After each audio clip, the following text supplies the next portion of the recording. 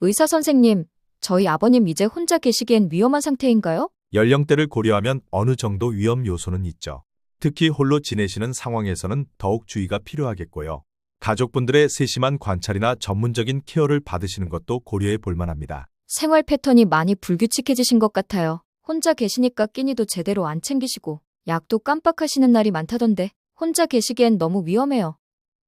어느 날 큰며느리와 작은며느리가 함께 와서 서류 뭉치를 가져왔어요.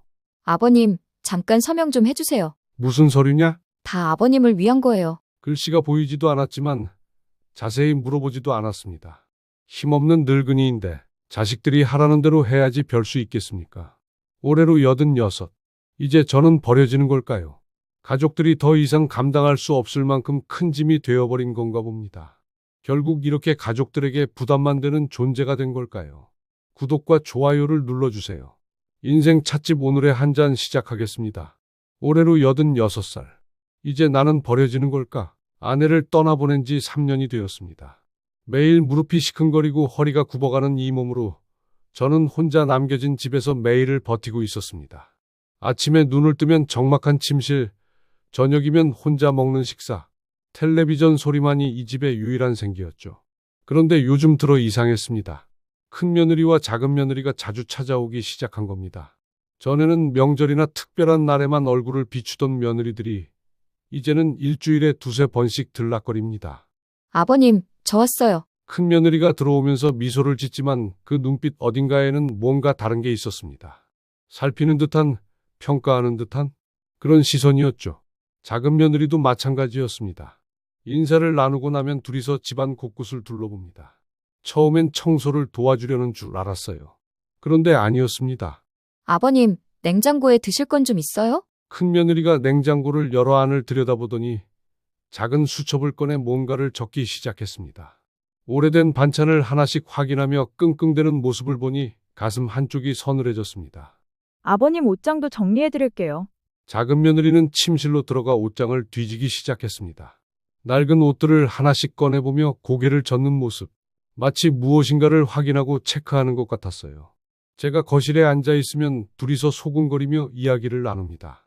목소리는 작지만 귀는 아직 멀쩡한 제게는 다 들렸죠. 집 관리는 전혀 못하시는 것 같아요. 혼자 계시니까 끼니도 제대로 안 챙기시고. 약도 깜빡하시는 날이 많다던데. 그럴 때마다 가슴이 답답해졌습니다. 내가 평가받고 있구나. 그런 생각이 들었거든요. 마치 시험을 치르는 학생처럼 제 생활 하나하나가 점수로 매겨지고 있는 것만 같았습니다. 그런데 정말 섬뜩한 건 그 다음이었어요. 어느 날 며느리들이 부엌에서 전화를 받는 소리가 들려왔습니다. 목소리를 최대한 낮추고 있었지만 조용한 집에서는 웬만한 소리가 다 들리거든요. 네, 서류는 거의 준비됐어요. 큰며느리의 목소리였습니다. 서류? 무슨 서류를 말하는 걸까요? 절차는 복잡하지 않다고 하던데. 네, 방 크기도 괜찮을까요? 방 크기라니? 순간 온몸에 소름이 돋았습니다. 설마 그들이 말하는 방이란? 전문 케어가 필요하시니까요. 혼자 두기엔 너무 위험해요. 전문 케어? 위험하다. 그 순간 모든 퍼즐이 맞춰지기 시작했습니다. 며느리들의 잦은 방문, 집안 곳곳을 살피며 수첩에 적어가는 모습, 제 생활 패턴을 체크하는 행동들. 아, 나를 요양원에 보내려는 거구나. 입에서 저절로 한숨이 새어나왔습니다. 가슴 깊숙한 곳에서부터 차가운 두려움이 밀려오기 시작했어요. 다음 날부터 며느리들은 제 행동을 더 자세히 관찰하기 시작했습니다. 아니, 관찰이라기보다는 감시당하는 기분이었죠. 제가 가스레인지 앞에 서면 큰며느리가 슬쩍 다가와 불을 확인합니다. 아버님, 불 끄는 거 잊지 마세요. 화장실에 가려고 비틀거리며 일어나면 작은 며느리가 재빨리 부축해주면서 말합니다. 아버님 계단 조심하세요. 넘어지시면 큰일 나요. 약을 먹으려고 하면 두 며느리가 번갈아 확인합니다. 아버님, 약 드셨어요? 몇 시에 드시는 거예요? 모든 것이 체크리스트처럼 느껴졌습니다. 가스불은 잘 끄는지, 제대로 앞을 보고 걷는지, 약은 제때제때 먹고 있는지, 마치 제가 혼자 살 수 있는 사람인지 아닌지 평가받고 있는 것 같았어요. 그리고 결정타가 왔습니다. 아버님, 혹시 넘어지실 수 있으니까 계단에 손잡이가 있는 데가 좋겠죠? 큰며느리가 말했을 때, 전 그것이 돌봄이 아니라는 걸 알아챘습니다. 그건 퇴출 준비였어요. 나중에 저희가 할 수 있는 건 다 해봤는데도 위험해서요. 라고 말하기 위한 알리바이 만들기 같았거든요. 혹시 제가 너무 예민하게 생각하는 걸까요? 혹시 정말로 저를 걱정해서 하는 일일까요? 하지만 며느리들의 시선과 행동에서 느껴지는 건 걱정이 아니라 부담이었습니다. 언제까지 모셔야 하나 하는 그런 무거운 부담 말이에요. 밤마다 잠들기 전 천장을 바라보며 생각했습니다. 나는 정말 짐이 된 걸까? 가족들에게 부담만 되는 존재가 된 걸까? 그리고 드디어 그날이 왔습니다. 큰아들이 직접 찾아온 거예요. 아버지, 건강검진 받으러 가요. 평소 바쁘다며 얼굴 보기 힘든 아들이 갑자기 나타나 건강검진을 받자고 하니 이상하지 않을 수가 없었죠. 게다가 큰 며느리와 작은 며느리까지 함께 왔어요. 아, 이제 시작이구나. 병원 가는 차 안에서 제 마음은 벌써 결론을 내리고 있었습니다. 건강검진은 핑계고 실제로는 제가 혼자 살 수 없다는 의학적 근거를 만들려는 거겠죠. 병원에 도착하자 의사는 저를 이리저리 검사했습니다. 혈압, 심장, 폐, 무릎 관절. 검사를 받는 내내 며느리들은 진료실 밖에서 기다렸어요. 아버님은 전체적으로 연세에 비해서는 건강하신 편이에요. 의사가 말했을 때 잠깐 안도했습니다. 그런데 그 다음에 나온 말이 문제였어요. 다만 무릎 관절이 많이 약해지셨고 균형 감각도 예전만 못하시네요. 낙상 위험이 있으니 주의하셔야겠어요. 그 순간 큰 며느리가 진료실로 들어왔습니다. 의사 선생님, 저희 아버님이 혼자 계시기엔 위험한 상태인가요? 의사는 잠깐 저를 바라본 뒤 말했습니다. 연령대를 고려하면 어느 정도 위험 요소는 있죠. 특히 홀로 지내시는 상황에서는 더욱 주의가 필요하고 가족분들의 세심한 관찰이나 전문적인 케어를 받으시는 것도 고려해 볼 만합니다. 전문적인 케어. 바로 그거였어요. 의사까지도 요양원을 권하고 있는 겁니다. 집으로 돌아오는 길, 차 안은 조용했습니다. 저는 창밖을 바라보며 생각했어요. 의사도, 며느리들도, 아들도 모두 같은 생각이구나. 나는 이제 혼자 살 수 없는 사람이 된 거야. 그날 밤 혼자 남겨진 집에서 저녁을 먹는데 음식이 목으로 넘어가지 않았습니다. 평생 가족을 위해 살아왔는데 이제는 그 가족들에게 짐이 되어버린 건가요? 며칠 후 예상했던 일이 벌어졌습니다. 큰 며느리와 작은 며느리가 함께 와서 서류 뭉치를 가져왔어요. 아버님, 잠깐 서명 좀 해주세요. 무슨 서류냐? 아, 별건 아니고요. 그냥 여기 사인만 해주시면 돼요. 서류를 받아보니 글씨가 너무 작았습니다. 돋보기를 써도 잘 보이지 않았어요. 떨리는 손으로 서류를 들여다보니 시설, 입소, 동의 같은 단어들이 어렴풋이 보였습니다. 역시 이게 요양원 입소 동의서구나. 이게 정확히 뭔데 그러냐? 제가 물었을 때 큰 며느리가 대답했습니다. 아버님 안전을 위한 서류예요. 만약에 사태에 대비해서 미리 준비하는 거고요. 만약에 사태라는 게 아버님이 다치시거나 응급 상황이 생겼을 때 저희가 즉시 조치를 취할 수 있도록 하는 거예요. 말은 그럴듯했지만 제 가슴은 이미 모든 걸 알고 있었습니다. 이건 요양원 입소를 위한 사전 동의서였어요. 나중에 아버님께서 동의하셨어요. 라고 말하기 위한 증거 만들기였죠. 하지만 거부할 수도 없었습니다. 그들의 눈빛에서 이미 결정된 일이라는 걸 느꼈거든요. 떨리는 손으로 펜을 들었습니다. 86년을 살아온 이 손으로 제 운명을 결정하는 서명을 하고 있는 거였어요. 사인을 하는 동안 머릿속에는 온갖 생각이 스쳐갔습니다. 아내와 함께 꾸민 이 집을 떠나야 하는구나. 평생 모은 추억들과도 이별해야 하는구나. 나는 정말로 가족들에게 부담이 된 거구나. 서명을 마치자 며느리들이 서류를 챙겨갔습니다. 아버님, 걱정하지 마세요. 다 아버님을 위한 일이에요. 그들이 떠난 후 혼자 남은 거실에 앉아 있으니 집안이 더욱 적막하게 느껴졌습니다. 벽에 걸린 가족 사진들을 하나하나 바라봤어요. 아들들이 어렸을 때, 결혼할 때, 손자, 손녀들이 태어났을 때, 모든 순간을 이 집에서 함께 했는데, 이제 이 모든 걸 떠나야 하는구나. 그날 밤은 정말 길었습니다. 잠도 오지 않았고, 아내가 그리웠어요. 아내가 살아있었다면 이런 일은 없었을 텐데, 혼자 남은 늙은이는 결국 이렇게 되는 건가 봅니다. 며칠 후, 큰아들에게서 전화가 왔습니다. 아버지, 내일 모시러 가겠습니다. 모시고 갈 데가 있어요. 드디어 그날이 온 거예요. 두려운 마음에 어디 가는 건지 묻지도 못했습니다. 짐은 많이 싸야 하는 거냐? 아니에요. 필요한 것만 조금만 준비하세요. 세면도구, 속옷 몇 벌, 그리고 복용하시는 약 정도면 충분해요. 저희가 다 챙길 거예요. 전화를 끊고 나서 작은 여행 가방을 꺼냈습니다. 86년 인생을 이 작은 가방에 담아야 한다니 무엇을 가져가야 할까요? 속옷 몇 벌, 세면도구, 약, 그리고 아내와 찍은 사진 한 장을 가방 맨 위에 넣었습니다. 짐을 싸면서 집안을 둘러봤어요. 거실에 오래된 소파, 아내가 즐겨보던 드라마가 나오는 텔레비전, 부엌의 낡은 식탁. 모든 게 추억이었는데 이제는 모두 남겨두고 가야 합니다. 나는 정말 짐이었구나. 가족들이 더 이상 감당할 수 없을 만큼 큰 짐이 되어버린 거야. 그날 밤은 마지막 밤이었습니다. 이 집에서 보내는 마지막 밤 말이에요. 잠들지 못하고 집안을 천천히 걸어 다녔습니다.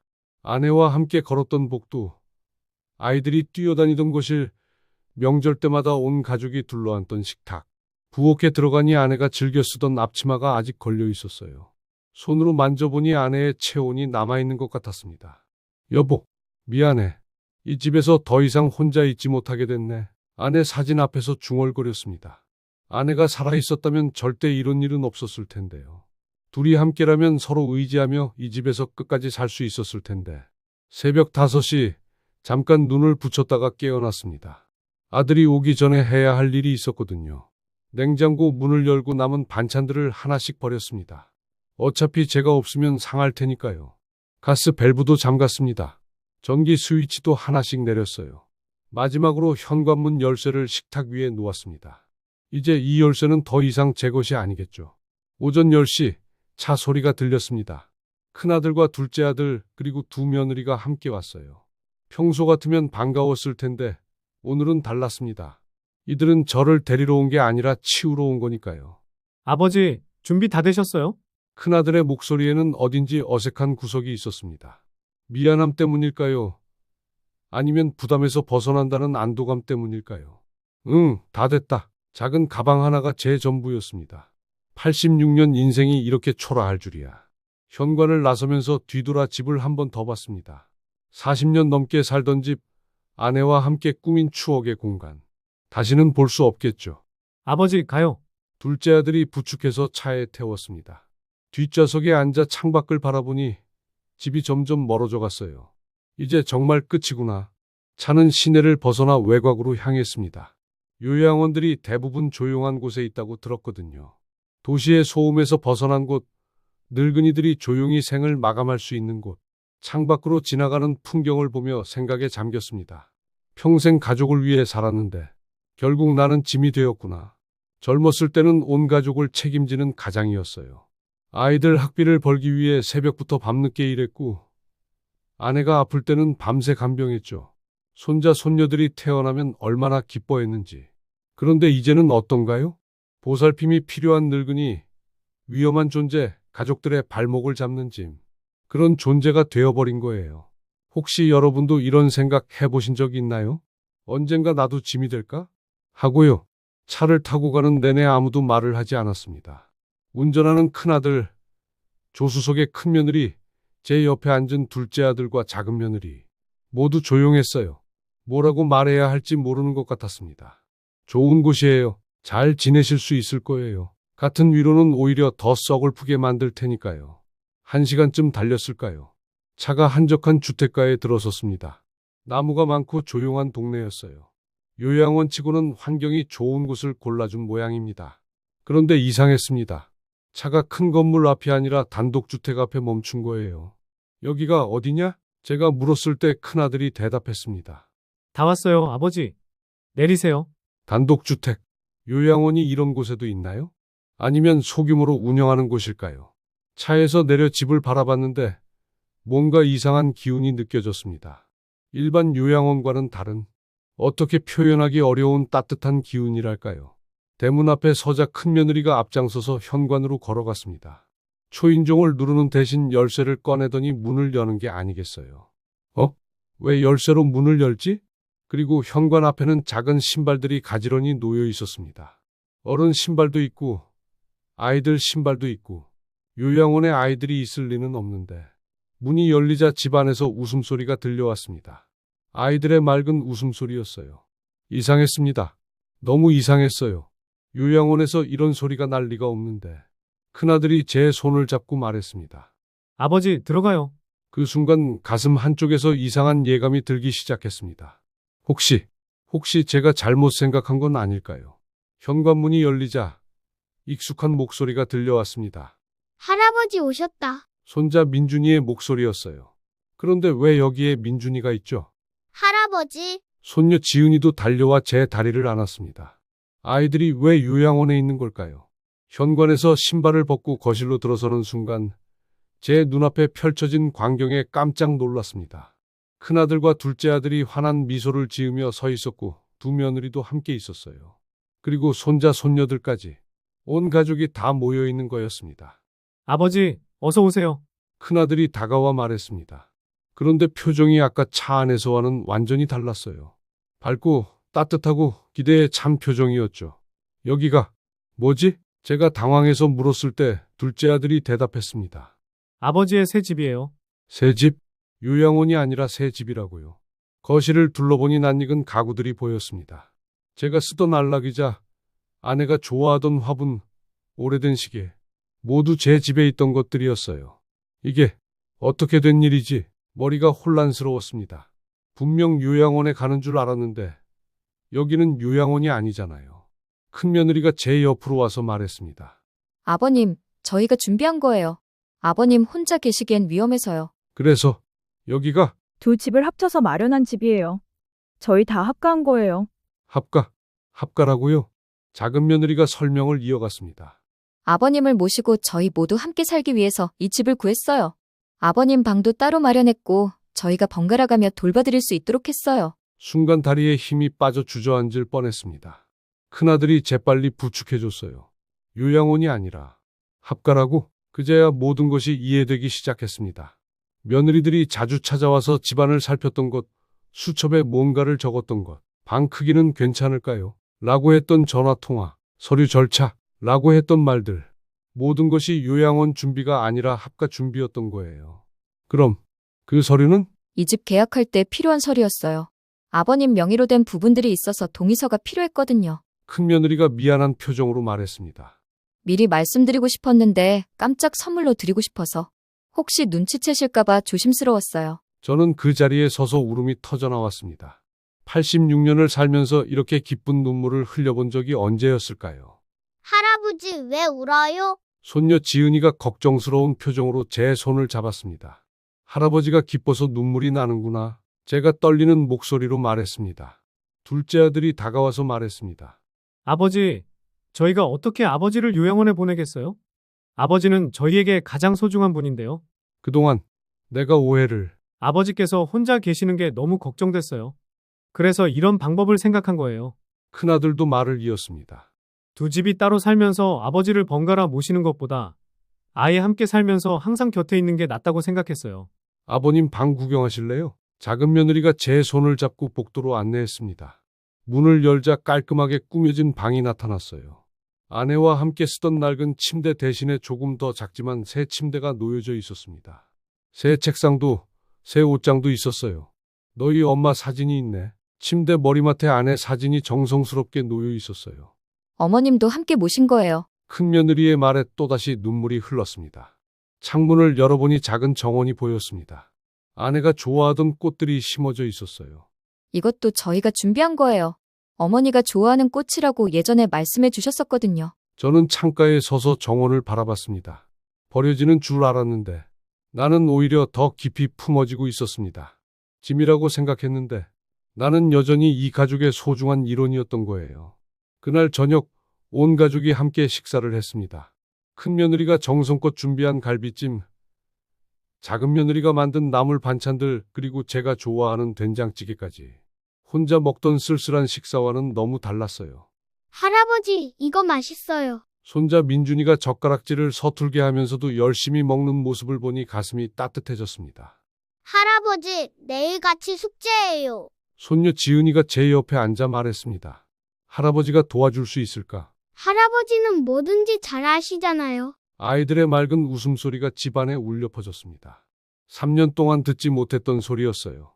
아버지, 내일부터 제가 아침에 산책같이 해요. 큰아들이 말했습니다. 나야 좋지. 무릎이 아파서 혼자서는 멀리 못 걸었는데. 저는 아버지하고 바둑 두고 싶어요. 요즘 실력이 늘었거든요. 둘째 아들도 웃으며 말했어요. 식사를 마치고 거실에서 온 가족이 둘러앉았습니다. 손자 손녀들은 숙제를 하고 아들들은 신문을 보고 며느리들은 내일 식단을 의논하고 평범한 일상이었지만 제게는 꿈 같은 시간이었어요. 아버님, 불편한 건 없으세요? 큰며느리가 물었습니다. 불편하다니?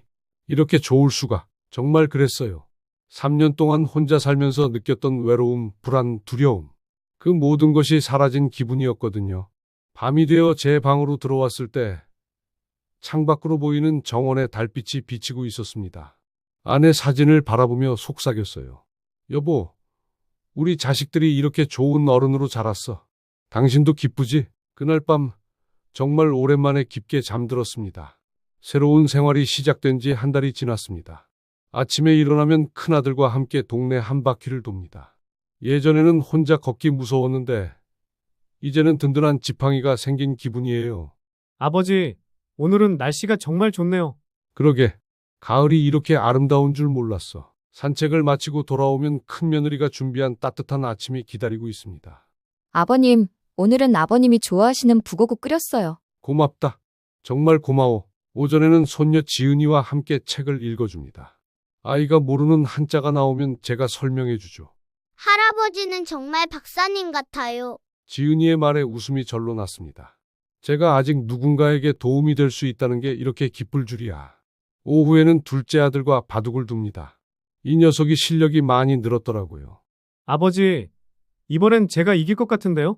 아직 멀었어. 저녁에는 온 가족이 함께 텔레비전을 봅니다.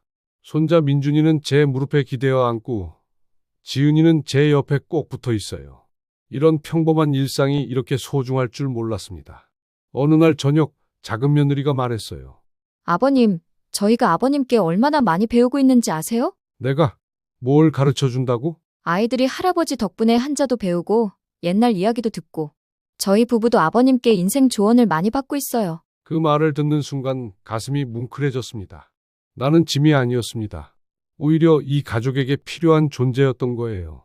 경험과 지혜를 나누어 줄 수 있는 사람, 아이들에게 사랑을 베풀 수 있는 할아버지, 가족들과 함께 웃고 울 수 있는 소중한 일원. 그제야 깨달았습니다.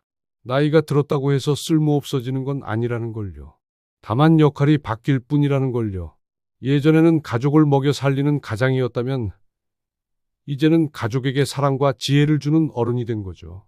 창밖 정원에 꽃들이 활짝 피어 있었습니다. 아내가 좋아하던 그 꽃들이요. 여보, 고마워. 좋은 자식들 키워줘서 정말 고마워. 그로부터 6개월이 더 지났습니다. 이제 이 집이 완전히 제 집처럼 느껴집니다. 아침에 일어나면 들려오는 가족들의 웃음소리, 부엌에서 나는 밥냄새, 아이들이 뛰어다니는 발소리. 모든 게 자연스럽고 편안해요. 어느 일요일 오후, 온 가족이 거실에 모여 앨범을 보고 있었습니다. 할아버지, 이 사진 속 할아버지 정말 젊으시다. 손자 민준이가 제 젊었을 적 사진을 보며 감탄했어요. 그때는 너희 아빠만한 나이였을 거야. 우와, 할아버지도 이렇게 젊을 때가 있었구나. 지은이의 말에 온 가족이 웃음을 터뜨렸습니다. 할아버지는 지금도 젊으셔. 마음이 젊으시거든. 큰며느리가 말했어요. 정말 그런 것 같았습니다. 3년 전 혼자 살 때는 매일매일이 길고 지루했는데 지금은 하루가 금세 지나가거든요. 아버지, 옛날 이야기 하나 해주세요. 둘째 아들이 말했습니다. 어떤 이야기? 저희가 어렸을 때 이야기요. 저는 눈을 감고 기억을 되짚어봤습니다. 너희들이 어렸을 때는 말이야. 정말 말썽꾸러기들이었어. 저희가요? 큰아들은 개구쟁이였고 둘째는 울보였지. 하지만 둘 다 착한 아이들이었어. 제가 이야기를 들려주는 동안 아이들은 눈을 반짝이며 들었고 아들들은 어색해하면서도 미소를 지었어요. 그때 어머니께서 많이 고생하셨지. 큰아들이 말했습니다. 그래도 행복했어. 가족이 함께 있으니까. 제 말에 모두가 조용해졌습니다. 그리고 큰며느리가 말했어요. 아버님, 저희도 지금 정말 행복해요. 아버님이 계셔서요. 그 말을 듣는 순간 또다시 가슴이 뭉클해졌습니다. 저녁을 먹고 난 후 저는 혼자 정원에 나가 앉았습니다.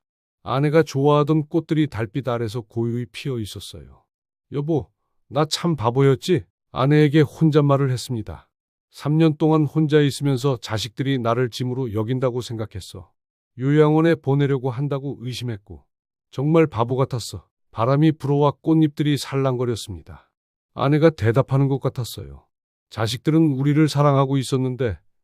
내가 혼자 오해하고 있었던 거야. 나이 들면서 자신감을 잃었나 봐.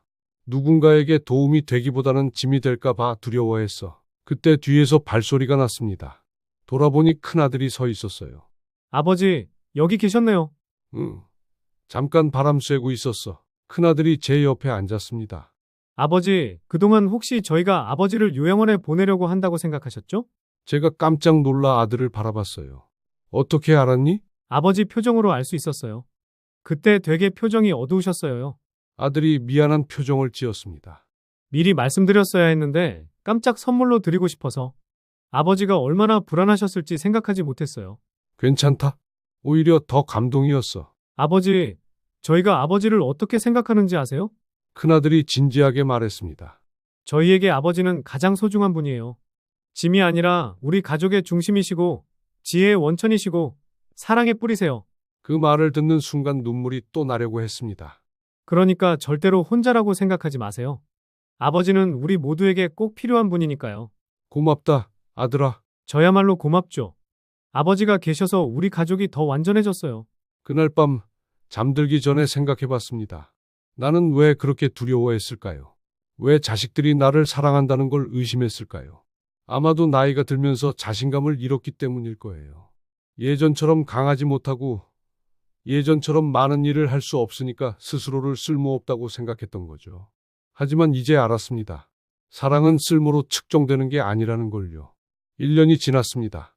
이제 저는 매일 아침 일어나는 게 기대됩니다. 오늘은 또 어떤 일들이 기다리고 있을까? 손자, 손녀들과 무슨 이야기를 나눌까? 아들들과 어떤 시간을 보낼까? 어제는 지은이가 학교에서 상을 받아왔어요. 할아버지, 제가 글짓기 대회에서 1등 했어요. 정말 우리 지은이가 네. 할아버지가 들려주신 옛날 이야기를 써서 냈거든요. 그 순간 가슴이 뿌듯했습니다. 제가 들려준 이야기가 아이에게 도움이 되었다니요. 오늘은 민준이가 감기에 걸렸어요. 큰며느리는 출근을 해야 하니 제가 아이를 곁에서 지켜봤습니다. 할아버지, 아파요. 괜찮아. 할아버지가 여기 있으니까. 제 손을 잡고 잠든 민준이를 보니 제가 아직도 누군가에게 의지가 되고 위로가 될 수 있다는 걸 느꼈어요. 며느리들도 제게 자주 고민 상담을 합니다. 아버님, 아이 교육 문제로 고민이에요. 어머님 시대에는 어떻게 하셨어요? 제 경험과 지혜가 이 가족에게 도움이 되고 있다는 걸 실감하죠. 아들들과는 더욱 가까워졌습니다. 예전에는 바빠서 대화할 시간도 없었는데 이제는 매일 함께 시간을 보내니까 서로를 더 잘 알게 되었어요. 아버지, 회사에서 어려운 결정을 해야 해서요. 그래? 어떤 일인데? 아들이 제게 조언을 구할 때마다 저는 아직도 이 가족의 든든한 버팀목이라는 걸 느낍니다. 어느 날 저녁 온 가족이 둘러앉아 이야기를 나누고 있었습니다. 할아버지는 언제가 가장 행복하세요? 지은이가 갑자기 물었어요. 가장 행복할 때? 저는 잠깐 생각해 봤습니다. 지금이야. 바로 지금이 가장 행복해. 왜요? 너희들과 함께 있을 수 있으니까. 그 말을 듣고 아이들이 환하게 웃었습니다. 저희도 할아버지가 계셔서 행복해요. 민준이가 말했어요. 그때 큰며느리가 말했습니다. 아버님, 사실 처음에는 저희도 걱정이 많았어요. 우리가 다 같이 살 수 있을까? 아버님을 잘 모실 수 있을까? 불편하지는 않으실까? 하지만 지금은 어떻게 생각해? 제가 물었습니다. 지금은 아버님이 안 계시는 집은 상상할 수 없어요. 아버님이 계셔서 우리 집이 더 따뜻해졌거든요. 작은 며느리도 고개를 끄덕였습니다. 아이들도 할아버지 덕분에 더 예의 바르게 자라고 있어요. 할아버지께서 들려주시는 인생 이야기들이 아이들에게 정말 좋은 교육이 되고 있거든요. 저희 부부도 아버님께 많이 배우고 있어요. 큰아들이 말했습니다. 인내하는 법, 가족을 사랑하는 법, 어려움을 이겨내는 법. 아버님의 삶 자체가 저희에게는 교과서 같아요. 듣고 보니 정말 그랬습니다. 저는 더 이상 누군가의 짐이 아니었습니다. 오히려 이 가족의 소중한 보물이 되어 있었어요. 나이가 들었다고 해서 가치가 없어지는 건 아니었습니다. 다만 그 가치가 다른 형태로 나타날 뿐이었죠. 젊었을 때는 몸으로 가족을 부양했다면 이제는 마음과 지혜로 가족을 든든하게 해주고 있는 거였어요. 지금 이 이야기를 듣고 계신 여러분께 묻고 싶습니다. 혹시 여러분도 이런 생각을 해보신 적이 있나요? 나이가 들면 가족들에게 짐이 될까? 언젠가 나도 버려질까? 아니면 지금 여러분의 부모님을 보며 이런 고민을 하고 계시는 건 아닌가요? 부모님을 어떻게 모셔야 할까? 우리 능력으로 잘 돌볼 수 있을까? 제 이야기를 통해 말씀드리고 싶습니다. 나이 든 부모님은 나이 들어가는 우리는 결코 짐이 아닙니다. 우리는 여전히 사랑받을 자격이 있고 여전히 누군가에게 필요한 존재입니다. 다만 그 방법이 달라질 뿐이에요. 젊었을 때는 경제적으로 가족을 책임졌다면 이제는 경험과 지혜로 가족을 이끌어갑니다. 예전에는 몸으로 일했다면 이제는 마음으로 사랑을 나누어 줍니다. 과거에는 문제를 해결해 주었다면 이제는 삶의 방향을 제시해 줍니다. 가족이라는 건 그런 거 아닐까요? 서로 다른 시기에 서로 다른 방식으로 사랑을 주고받는 것. 어릴 때는 보살핌을 받고 어른이 되면 책임을 지고 나이가 들면 지혜를 나누어 주는 것. 이 모든 게 사랑의 순환이라고 생각합니다. 86세에 제가 깨달은 건 이거예요. 사랑은 조건부가 아니라는 것. 쓸모로 측정되는 게 아니라는 것.